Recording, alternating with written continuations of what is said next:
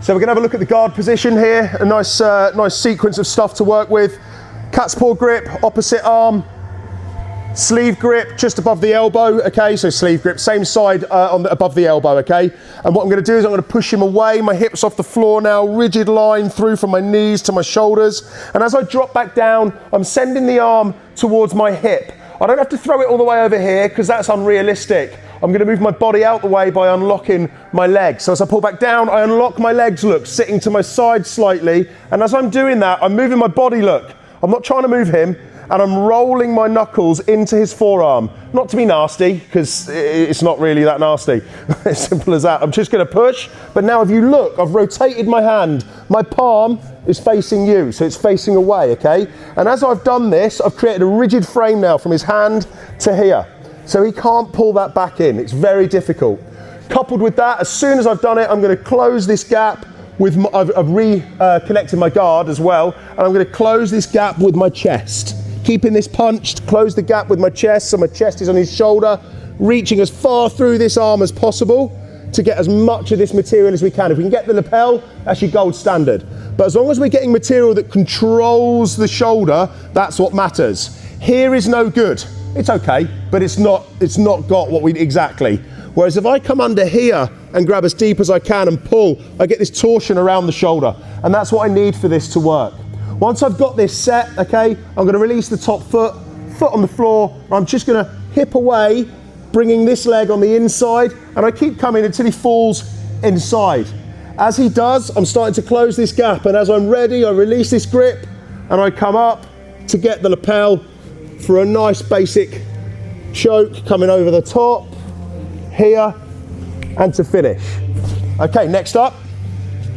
So all working off that same entry, okay, where we've got the same side above the shoulder and cross side on the cat's paw grip. We're going to punch up, and this time as I go to do it, it gets stuck just past my hip. I haven't managed to fully rotate the arm, or maybe I have, but he's got the elbow in. Okay, so once I get this, what I'm going to need to do is I'm going to need to close the gap early. I'm not going to get the depth of that shoulder control, but I am going to be able to get something, and I'm going to be able to hug him in tight. As soon as I've hugged him in tight from over the top here, my elbow is controlling this shoulder, and my hand is controlling this shoulder with the fist still punching down, knuckles rolled in. Okay, everything's nice and tight. All I'm going to do first of all, rather than even looking for things like the flower sweep, which is a bit far away from me at the minute, is I'm just going to go for this arm. I'm going to go for this arm and watch my hips change direction as I draw this in, and I can come right out to the side in order to finish the inverted armbar here. The other option, as I said, was that flower sweep. So we punch up, we go to send it, he tucks in, but he's a little bit more back into me in this instance, and he's sort of trying to get back aligned. So I'm hugging in tight, and if I can comfortably get my head this side of his head, I can dive now in order to hit my flower sweep.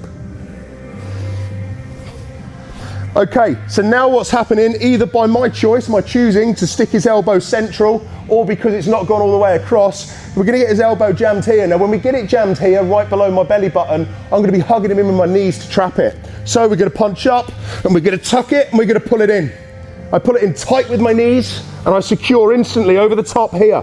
So now I'm pulling down with my elbow, across, controlling the far shoulder with this hand here, and I'm pulling in with my knees, pushing up with my gut just to hold it. Okay, so from here then, I'm going to climb to high guard. So 1, 2, 3, getting my high guard. Many of you will be able to do that in one movement. I can't, I'm nearly 40. Okay, from here, I can switch to my straight arm bar here, okay, by coming over and connecting and going for my normal straight arm bar.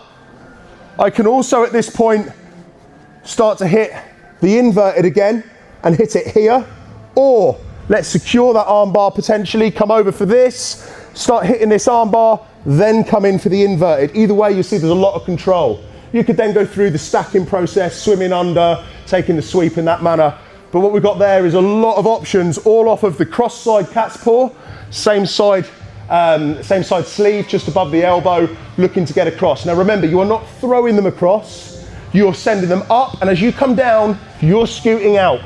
And we're literally turning our fist inward, knuckles into the arm, palm facing this way to this rigid frame. And that's what we're looking for. That's our gold standard. Doesn't always get there, does it? Sometimes it's tucked here, sometimes it ends up here. You could just stuff it here as well. All right, but having options of those 3 stages is always a nice way to play. The guard game's not dead, enjoy.